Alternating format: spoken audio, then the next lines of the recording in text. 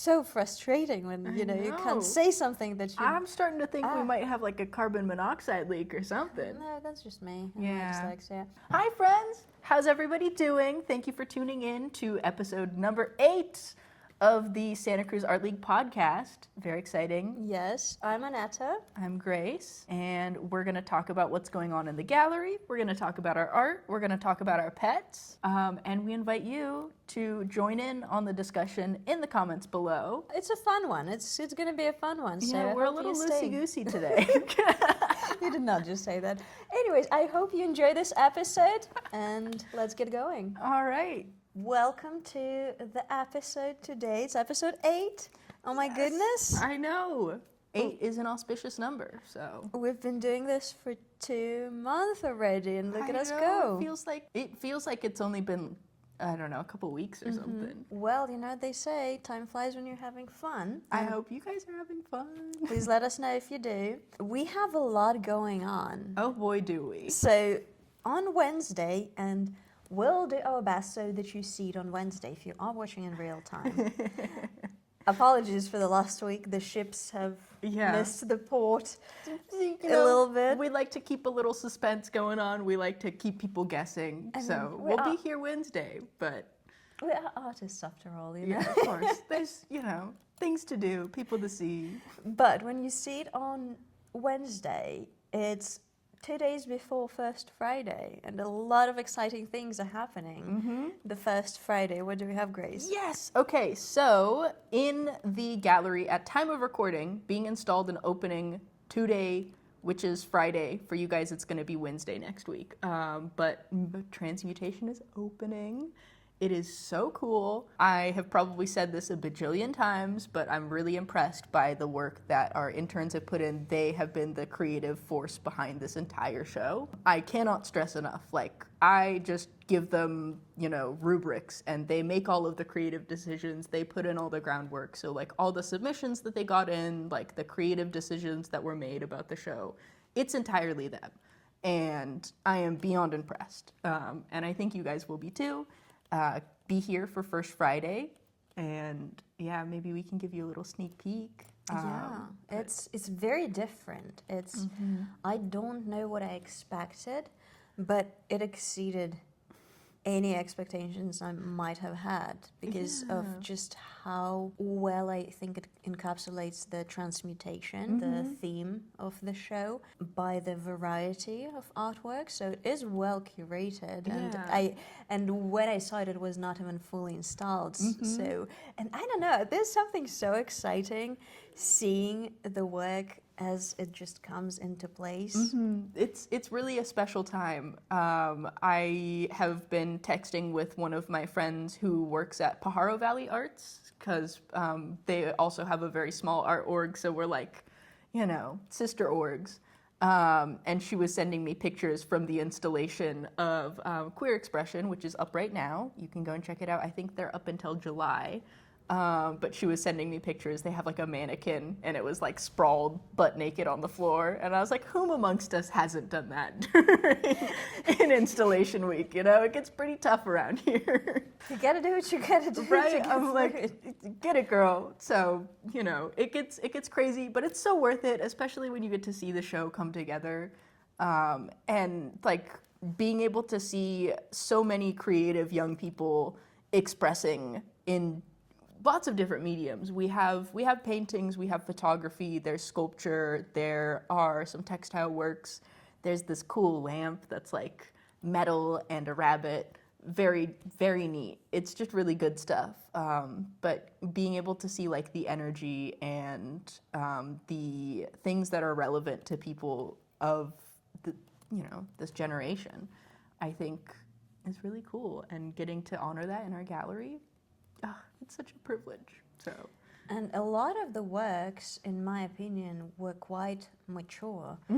They did not give off the student show vibe. A lot of them were coming across as a very well established, of course, art practice in its manifestation. Yeah, I think that you really see a difference between the high school and the college level of art schooling. Like during the high school, a lot of it too, I think, is art is a prerequisite if you want to graduate high school. So not all of the kids are as like interested in art for art's sake necessarily. But then but it's still really cool, and you get to see a lot of really awesome stuff, and like it's just brimming with talent and potential. Whereas when you get to like the shows that are for college students, you see that like talent and potential is getting like refined with technique and thought and time, you know, and so it's really interesting, and I'm just excited that we get to be a part of it. I am also excited because it's our applications, or our submissions, sorry, were open to UCSC, Cabrillo, any college level academic setting. So if you were taking any college classes, you could submit to the show. So it's not just people going to a four-year school. We have community college students, and yeah, it's just a nice little medley of cool art by cool people who are, you know, this is just the beginning for them too, I'm sure. Yeah, So. absolutely. And I think it's beautiful to see the sequence of these shows. Last episode we touched that we are having 12 shows this year in the gallery, and that's a lot. So again, please, you are welcome to come and aid with your help. We have some volunteers who help us install. They're awesome. And yeah, if you just like to get to meet artists and learn new things, or even if you've never installed before and you want to learn, that's a cool opportunity. Yeah.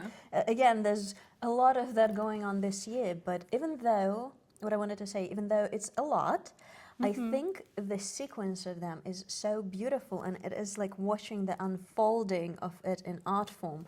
High school show, the college UCSC student show, and then all the shows that we have after, like, and then landscape, that is, 94th annual landscape. That one's historic, show, which is historic. So I think it's very exciting to watch it all unravel in one place. I remember, I don't remember if it was last year or the year before, but during our staff meetings, we were talking about like the fact that our staff is, we're here to manage the organization, but I feel like, we see ourselves more as like stewards of the building and the practice of making a difference in artists' lives, I think. And so talking about that, and our organization being founded in 1919, we have a lot of history, and so it's like, how do we honor the history and the things, like we have such a rich story, like we exist today because of all the people who cared enough to put in the time and the effort and just the hours to make stuff happen. And so, being able to highlight people that are younger and, maybe we can inspire them to join us and keep this place going for posterity, and also being able to acknowledge the people that have been here since they were kids. Like, I know some people who came in and they're like, oh, I took my first art lesson in the classroom back there. Being able to access all of those different perspectives and stories through art, I think is so cool. And I think you can really see it here at the Art League, how the generations are coming together. If you were to see the installation of the show, you can see how someone is in their 60s would be working alongside with a high school or college student, making the same thing happen with one goal in mind. It's beautiful. I think it's really awesome. It's also been really great. So our interns that we have who are curating the show, there's 3 of them. And we had them helping with the installation for Next Now. And then they also got to work alongside our volunteers who help us with the installation, who have so much knowledge and have been doing this for a really long time. And so, like, being able to connect these generations to, like, impart knowledge on the other and be inspired, it's just a wonderful thing.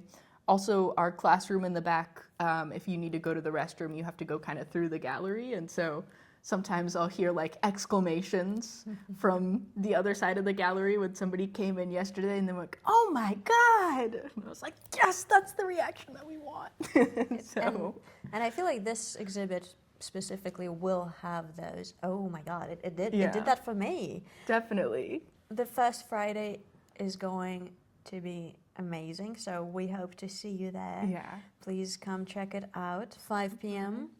5 to 7:30. It's gonna be so fun. You're gonna get to meet all the artists. There's gonna be a lot of energy. There's a lot of pieces that are really thought-provoking for me, and so I'm like, I cannot wait to meet the artist and talk to them and ask them about their work. That's one of the most exciting parts for me. And actually, the same first Friday. So when you're seeing this, if you're seeing this on Wednesday, first Friday of the month. Yeah, that's this Friday. Yep. We are also going to be at the Tannery. Yes. Yes. I am a little hesitant to do some shameless self-promotion, but Anetta has teed me up, so I might as well. River Studio is having a show titled Resist. This is my studio mate, Becca Escobedo's brainchild. She is very politically active, and so, she wanted to do a show honoring people's resistance through art. So whatever form of oppression that you're resisting, just like that art, we want it. So it was free to submit. Our studio space is really small, so we have about 24 submissions, not including pieces that are going to be submitted by like studio members. And there's almost always somebody like last minute being like, can I put this in? And we can never say no. So, and Anetta's in it too. Anetta has a piece. Yeah. It's really cool. Thank you. It's one of my visual essays. I finally came up with the word for this series. Yes. It's a visual essay. There we go. What I'm telling, it's like a story in one piece. Some are bigger, some are smaller.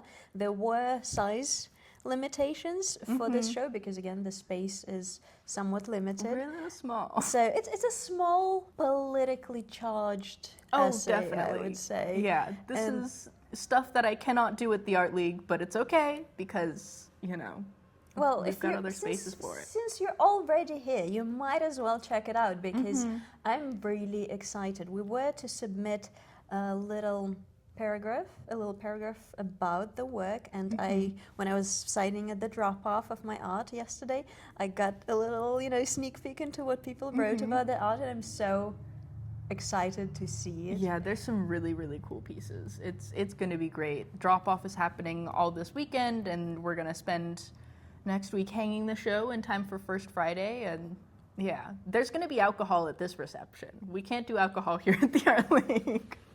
So yeah, come on over. I personally don't drink, but I'm always up for a good time, California style. So we hope to see you there.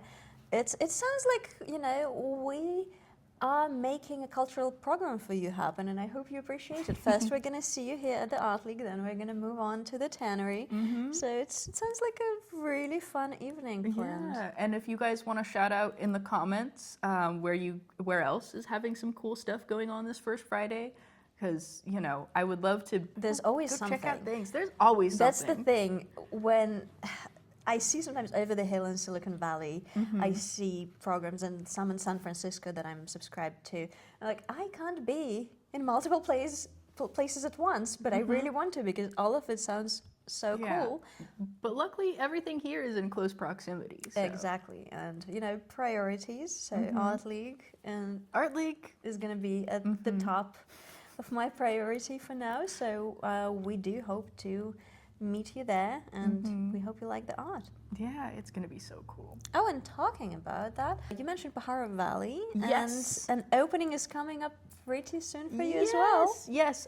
The title of the show is Hers, Theirs. I don't know. It's very long. I've just been calling it Queer Expression because that's like the second part of it.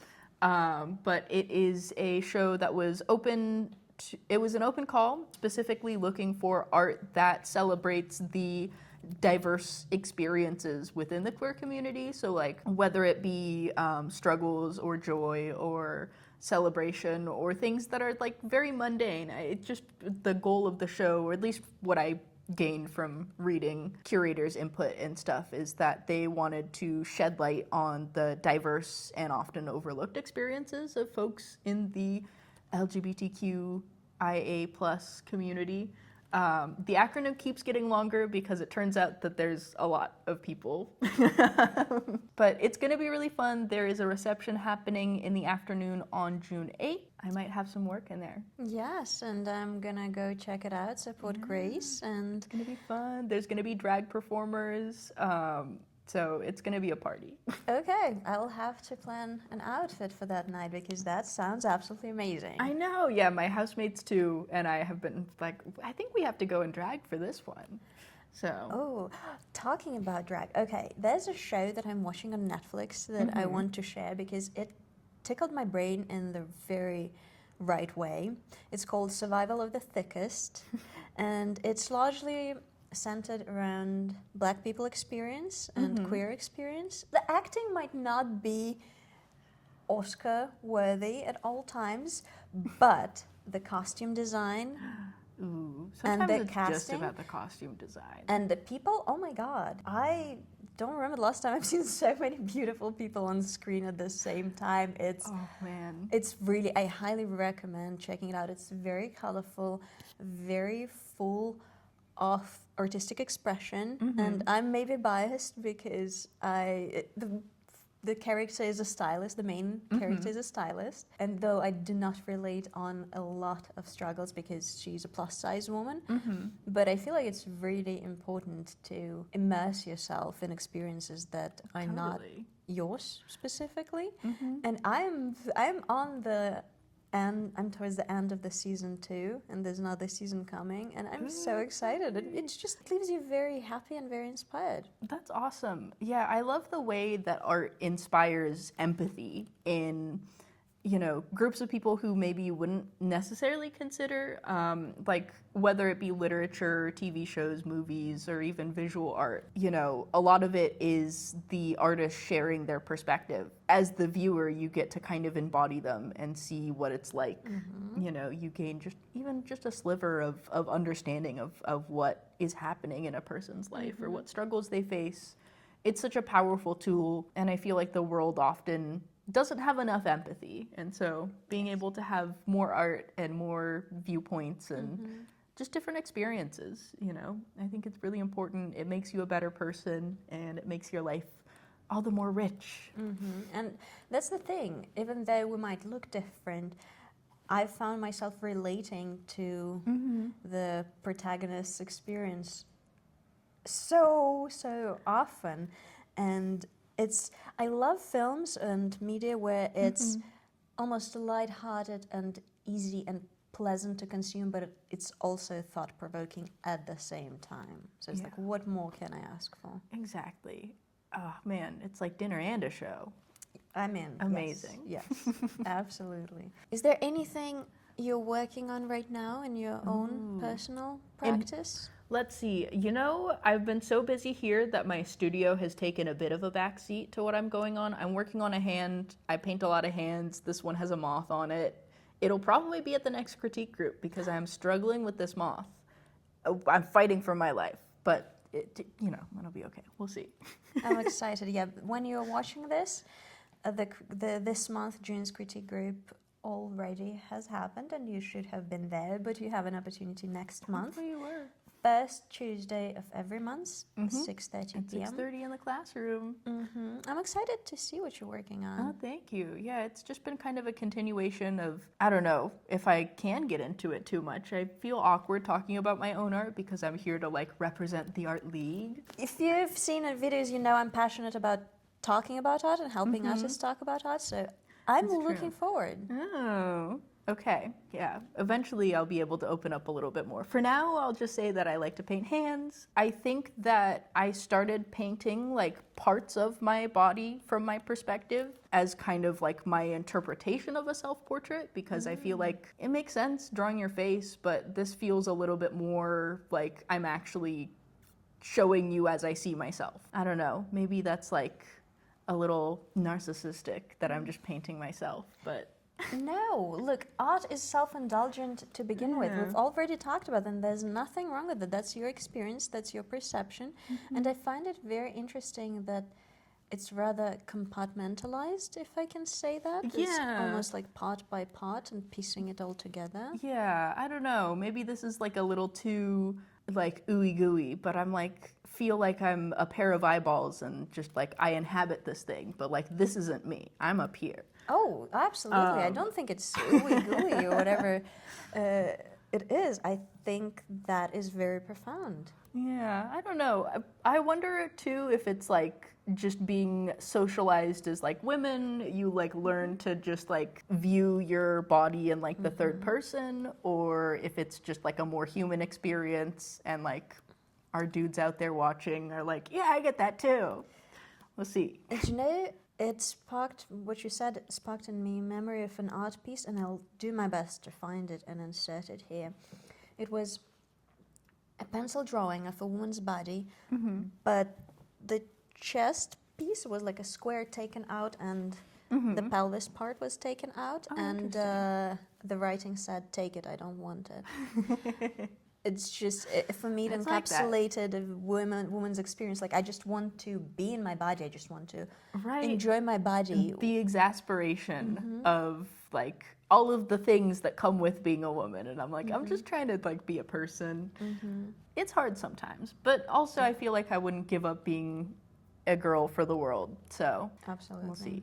It's a very powerful and very Yeah. painful at times experience. Right. I'm like, this is how I know that being trans isn't a choice, because like I could not choose to be anything else. So Yeah, definitely. And I will say that these are my personal views and don't reflect that of the Art League as a whole.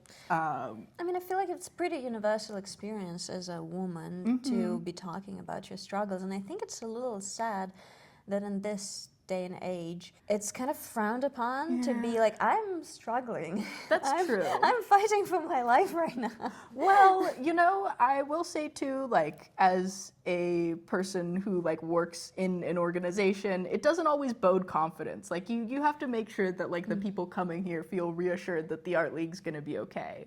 So I have to be like, everything's great. Like, I'll go do my own thing in my off hours. But while I'm here, I'm excited to be here, and like, you know, Yeah. there's nothing, Well, never anything wrong at the Art League. Everything's great. everything's great. And I think it's the subject of separating art from the artists. And I'm curious what you guys think. I don't think it's possible to separate, to fully distance art from the artist and be like, that's just what I'm experiencing and that's my art. I feel like one influences another. I like, I know that the show Severance is like a critique on like separating your like work and private self, but like that's so relatable. Sometimes, like especially when I worked restaurants and you have to be like chipper all the time, you're like, I'm just gonna like leave my personal self at the door, and you just show up and you're like, hi, how you doing? It's so nice here all the time. Definitely. And it's hard. It's really hard. And for me, like at this point in my life where I am just making art full time and making fashion full time happen, I can tell that the struggles don't really disappear. It's an illusion of, you know, when I get there, then I will blank. I will be happy. I will be blah blah blah. But that's not really the case, unfortunately. Right. You have to address your stuff as it's happening. Or else Yeah. it just like comes to get you later. Yeah. For example, now I'm working on I want to submit a piece for the landscape show, which is really out of my comfort zone. Do it. Do it. It's just because I know that there's going to be so many unfathomably talented people in the classical. This one is route kind of the of cream art. of the crop. Definitely, it can be intimidating. But like, yeah, it's not just about like who is the best master of a traditional landscape. You know, there's other things to it. Like some of my favorite pieces from the landscape shows past haven't necessarily been like the most technically skilled pieces. Like sometimes something just like hits you. And so whatever level you are as an artist, I think that it's worth submitting, because like if the juror sees what you see, or like sees something in that piece, then like you could be a part of this show, which is really cool. And like, Well, I'll still have to finish it and then submit it and then see if it gets accepted. So there's, you know, a bit of nerves there. But that's the piece that started for me technical. So that's when I had the technical idea first of the craftsmanship of it, how it's going to come about. And what it's about is coming as I'm making it. And the funny part about this, because it's such a large project, I have been immersed in it for quite a while. And my house, because I'm blessed with the space in my house, so my house is my art studio. My house looks like a it looks like oh no, it looks like a tornado came through it. That's how you know you're working on something good, is your space just devolves. It's a little tragic, but that's what I, as an artist, allowed myself to just, you know, in this intense moment of creation, I just gave myself full permission to be like, did you know what? My house is not gonna look like an Architectural Digest article for this couple or for these couple of weeks. I don't think my house has ever looked like an Architectural Digest thing, so. Well, mine does sometimes when friends come over. So, would you like to come? Would you like to come over to my house so that I can finally your artistic process? Okay, thank you. Yeah. So I think I'm gonna finish it, and then I'm gonna unscrew my house after I finish that project.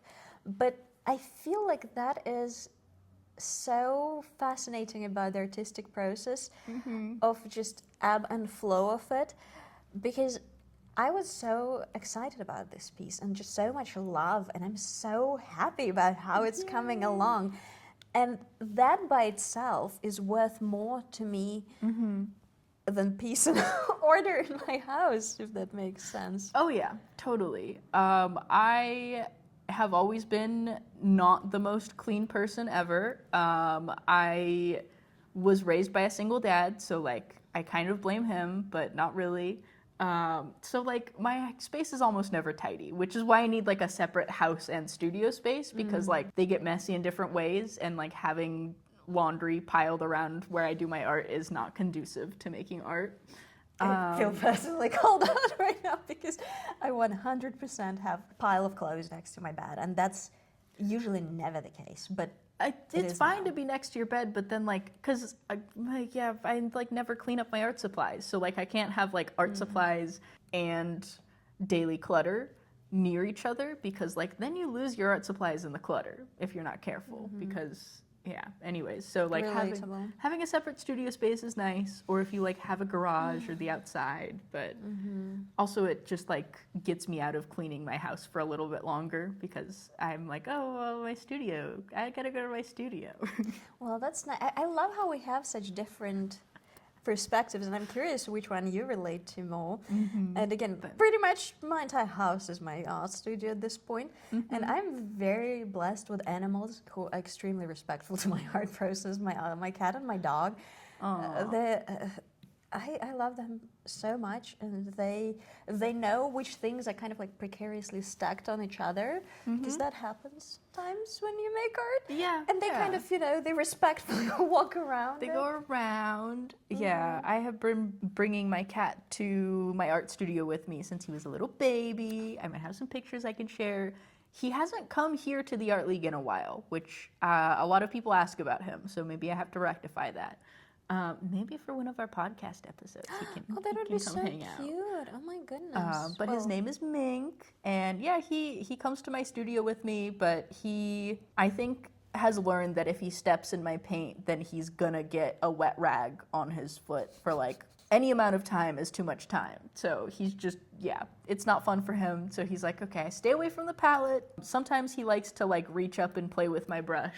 And actually a piece that I have in Queer Expression, one of them has 2 of his paw prints from like where he walked over the canvas.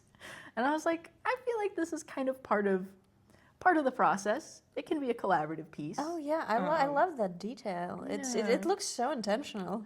He did a really good job. His paw prints are like very clean. Like it's kind of this like blue-white over kind of a warmer tone. So like where his paw prints took that white paint layer off, it's like a little, it's glowing. So I think Ming deserves a credit. I know, I'm like, I should have put his name on the artist there, but we can give him a little shout out, and if it sells, I'll get him something good to eat. So. Of course, yes.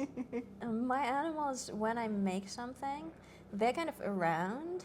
And I mean, it depends. Sometimes when I work on, like, I have large watercolor paper rolls that are just like 6 feet by God knows how many feet. And I would like roll it all down and put some like rocks to hold it. And then my cat is like, sits right in the middle and just like, I'm art. Yes. That's so fun. Or like, I'll be, drawing something out on a canvas, and Mink will just come and sit on it, and I'm like, there he goes. He's better about sitting on canvases now. He's gotten better about it. He doesn't walk across them as much anymore, which is too bad.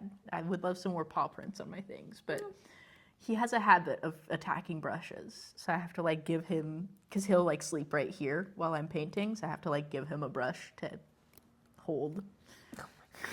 I've seen recently, when you're on your laptop and your cat just needs to be there, it needs to be on your laptop. So the solution apparently is, because if you give them their own little laptop, and they sell like those little mirror laptops, if you give them their own laptop, they are content. Yes, they just want to be doing what you're doing. So. I haven't checked it, but I'm afraid I might be that person who buys my cat a little laptop mirror so that he can look at himself and be busy while I'm editing these episodes for you.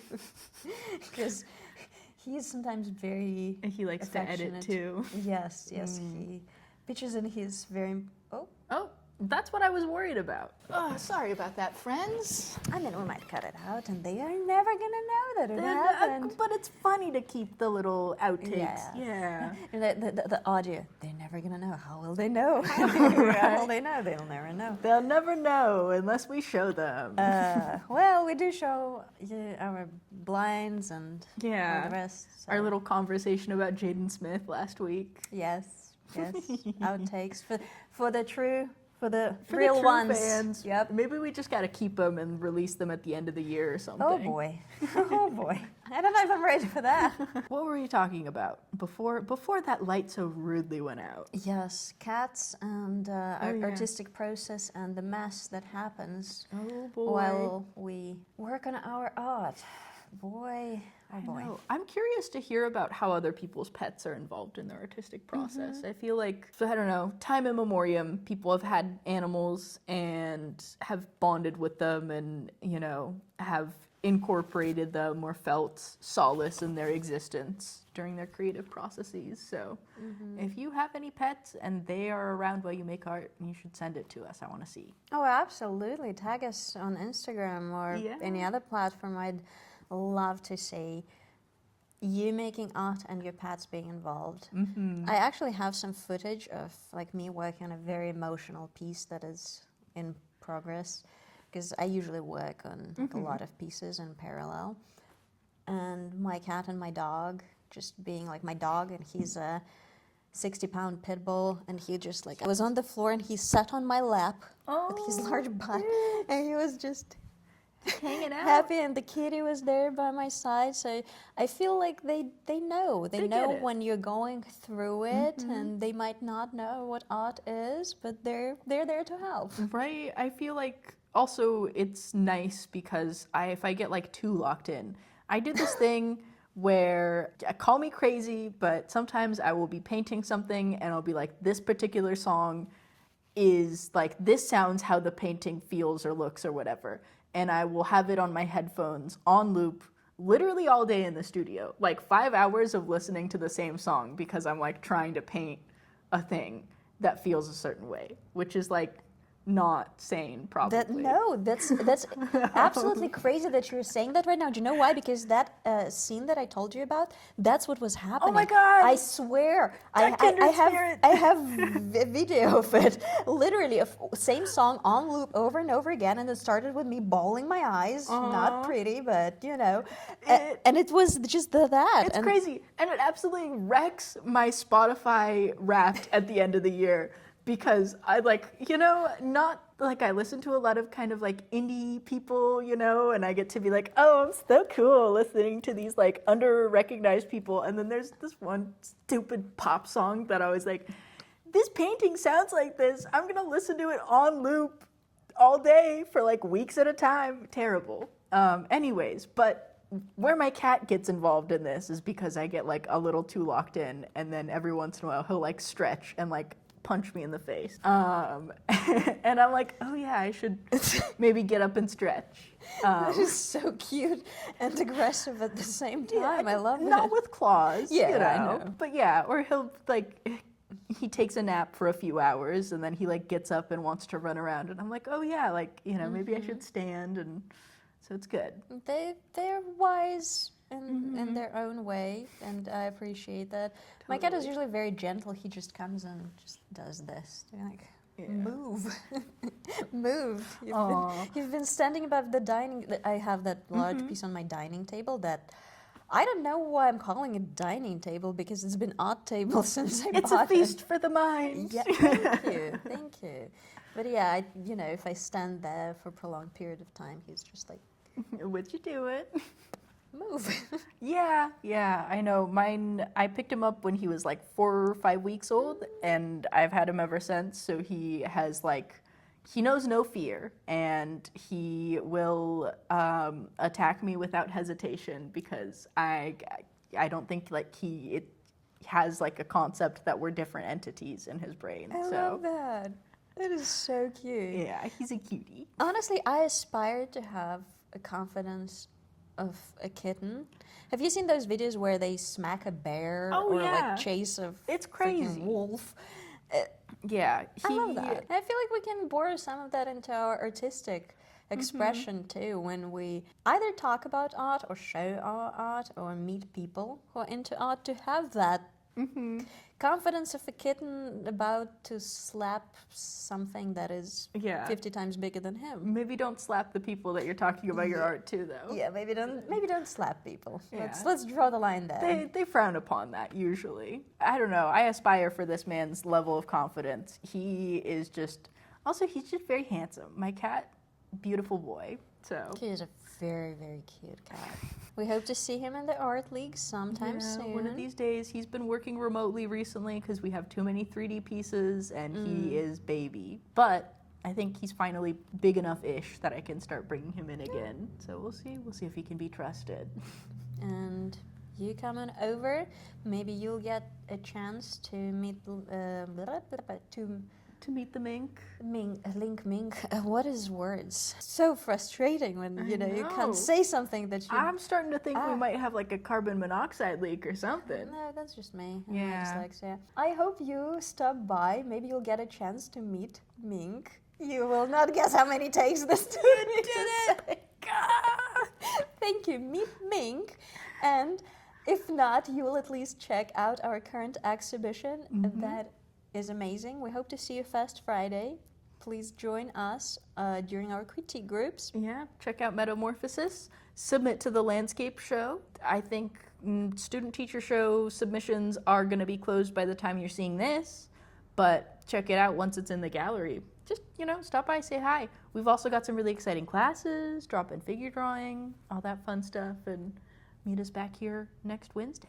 Absolutely, and don't forget to subscribe to the newsletter to be up to date with everything that's happening with us. Exactly. Like, comment, subscribe, find us on Instagram. I think we have a Facebook too, but we don't use it very much. But if you're on Facebook, follow us there. Can't hurt. And I hope you have a great rest of your day. See you next Wednesday. See ya. Bye. Bye.